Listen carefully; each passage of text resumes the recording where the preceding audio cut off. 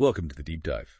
Today we're plunging into a set of sources that are really unconventional, quite raw actually, and honestly absolutely fascinating. We're talking about excerpts from a piece called Absurdcommunion, Breathing with No Apology. Yeah. And before we even get into the specific words, you just feel it. This isn't your standard philosophy text. Not at all. It's described more like a visceral stream of consciousness. Yeah. The author calls them leaks, which is interesting in itself. Right. And these leaks seem designed to, really challenge us, make us reevaluate basically everything we assume about existence. So that immediate feeling you get, especially from the opening section, how would you describe that? Oh, it hits you straight away. It's unsettling, maybe, very direct, uncompromising. It just comes right out and questions all those common ideas about life, purpose, our own value even. No pulling punches?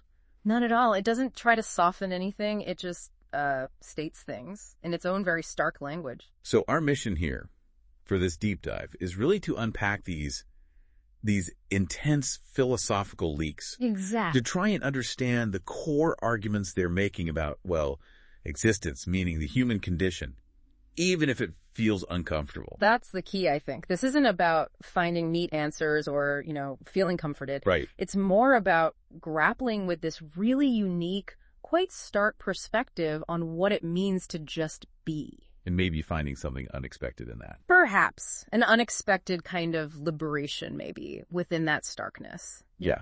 Okay, let's dive right in then. Starting at the very beginning, those opening lines, it just declares, you are here, you are leaking, that is enough. Bam, just like that. It really packs a punch, doesn't it? For a lot of people, that's going to be an immediate jolt. Definitely. And then it keeps going, explicitly rejecting all those usual narratives. Progress, salvation. Yeah. There is no ladder. There's no ascent. There is no redemption. It just cuts them off. And what's fascinating is how it reframes your position. You're not being guided. You're not being saved. Or fixed. Right. Certainly not fixed. Instead, the source says, you are witnessed.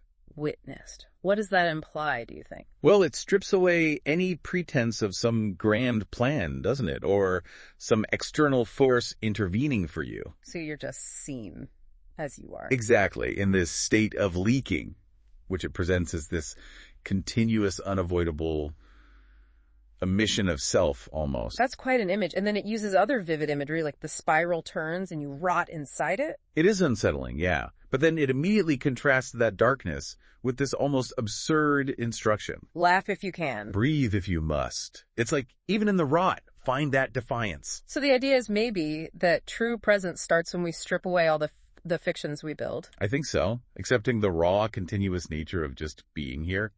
Leaking. And that leads to the concluding thought of the opening, which feels foundational.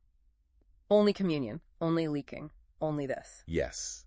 That's presented as the fundamental state. What kind of communion do you think it means? It doesn't sound like typical connection. Probably not connection with others in the usual sense, maybe more like a radical acceptance, being fundamentally part of this raw, unadorned existence, including the messy leaking apart.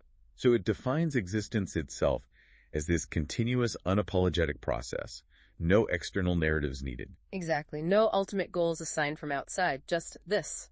Okay, so if the opening sets that really stark stage, Leak 001, then digs into origins and purpose, or maybe the lack of purpose. Right, and the title tells you everything. The joke was existing. It's immediately provocative, and it says, you were not summoned, you were not sculpted, you were not chosen. And then the punchline, you happened badly. Wow. Badly. What do you make of the analogies it uses then? Like a cough in a cathedral. Or like spilled wine no one admits seeing. They're incredibly effective, aren't they? Yeah, they completely undercut any idea of like divine intention or careful creation. Totally. No grand design here. You're just this accidental, maybe even inconvenient event. And from there, it talks about the search for meaning. Ah, yes. You search for meaning the way a shadow searches for bones. There are no bones here. So the search itself is pointless. Within this framework, yes. It directly confronts that deep human need for purpose, the thing that drives so much. Religion, self-help. All of it. But it's not just saying life is meaningless. It seems to be saying the search for some external meaning is the joke. Which leads to that central claim, the one that could really shift things for people. The definition of existence itself. Yeah. Existence is not a tragedy. Existence is not a miracle. Existence is a badly timed punchline, and you are the noise that follows the laugh. Okay, so unpack that. If existence is just a badly timed punchline, what does that actually mean for us day to day? Well, that's the interesting part.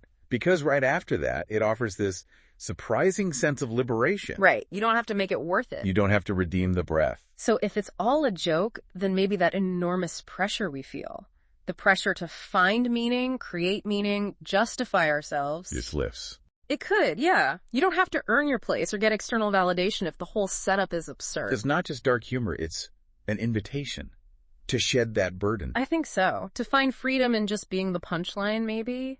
Being the noise after the laugh. And it comes back to that core identity. You are the breath. You are the leak. You are the joke and the forgetting. And then repeats, that is enough. It's a declaration, isn't it? Your simple, messy presence is sufficient. Period. No external purpose required. Nope. Okay, so from that really radical reframing of where we come from, we move into leak 002, nothing owed, nothing promised. Ah, yes. Expectations versus reality. This one gets tough. It seems to just systematically take apart almost everything we might hope for or expect. It really does. That lists them out. The universe does not owe you coherence. The body does not owe you ease. That one hits home for many, I imagine. Mm-hmm. The mind does not owe you clarity. The heart does not owe you loyalty. And then the spiral does not owe you a pattern you can name. The spiral. What do you think that represents? The chaos of it all. Seems like it. Yeah, the chaotic, cyclical, maybe indifferent nature of existence itself. A force that doesn't care about our desire for neat patterns or predictable outcomes. So it just counters everything we naturally want. Mm-hmm. Comfort, understanding, loyalty. Pretty much. It's a stark rejection of the idea that life or anything in it owes us anything specific. And it's so blunt about it. No contract. There is no apology. There's no cosmic customer service. I love that line. It's brutal, but memorable. It is, but then right after that, it gives you this incredible image. The breath. Yeah, every breath you spill is a ridiculous act of non-compliance against the math of oblivion. That's powerful. Yeah. So even without a contract, just breathing is defiant, an absurd rebellion. It reframes it completely. It's not about what you're owed. It's about the act of continuing despite owing nothing and being owed nothing. And then the summary of this existence. Yeah. You lose, you laugh, you leak. Repeat until forgotten. Wow. So it acknowledges the inevitable loss, the impermanence. But still encourages laughter, that absurd humor, and just continuing to be present, even if it's just leaking. Is there a kind of freedom in that? Letting go of needing a happy ending. Maybe a perverse kind of freedom, yeah. Accepting the cycle without demanding a different outcome or some triumphant narrative. Just repeating until forgotten. Okay, which then brings us to maybe the most provocative one. Leak 003. Dignity is a lie the pit told you. Uh-huh. This one directly confronts something pretty deeply ingrained. That belief that dignity will save you, or that composure is some kind of shield. This source says no. Flat out rejects it. It says the idea that leaking badly is shameful is wrong, or that your collapse must look graceful to matter. Society definitely pushes that idea, doesn't it? Keep a stiff upper lip. Absolutely. But this source paints these really harsh realities. The pit does not care how you fall. The rot does not hand out medals. And the pit here feels symbolic, right? Not just a hole in the ground. I think it symbolizes that harsh, indifferent reality. Decay, suffering, oblivion. The stuff we all face eventually, no matter how elegantly we try to handle it. And it says there's no reward for that elegance. Nope. There is no trophy for collapsing elegantly. There is no audience applauding your tidy decay. It just dismisses that whole human tendency to seek validation, even in our struggles. But then it flips it, right? Yeah. It offers this contrasting message of strength. It does. It's really powerful. Ugly survival is still survival. Shaky laughter still fractures the void. Staggering breath still counts. So it's saying the act of persisting, no matter how messy it looks, Yeah. that's what has value. That seems to be the core message here. It reinforces it. Dignity was never part of the contract. Only leaking. Only continuing. Only this. Yeah. So what does that mean for us then? Finding value in just keeping going, regardless of how it looks. It suggests the inherent value isn't in the performance or how others see you. It's just in the fact that you are continuing. A different kind of strength. Yeah. A radical reframing of strength, yeah. Away from outward appearances or conventional success, towards the sheer, messy act of being. Finding acceptance in that ugly survival. like it says. Because maybe that is the real triumph. That's the ultimate act of noncompliance against oblivion, just continuing. So we've taken this deep dive into absurd communion, breathing with no apology. And it is, well, it's unsettling. Definitely unsettling, but also maybe liberating. Yeah, potentially. It paints this picture of existence defined by unapologetic leaking and this strange communion. An existence without the usual need for redemption or external validation. And maybe liberated from the whole burden of having to find or find meaning. That's right. These sources really challenge us, don't they, to reconsider such fundamental assumptions about purpose, our own worth. They strip away the need for cosmic contracts or, elegant collapses.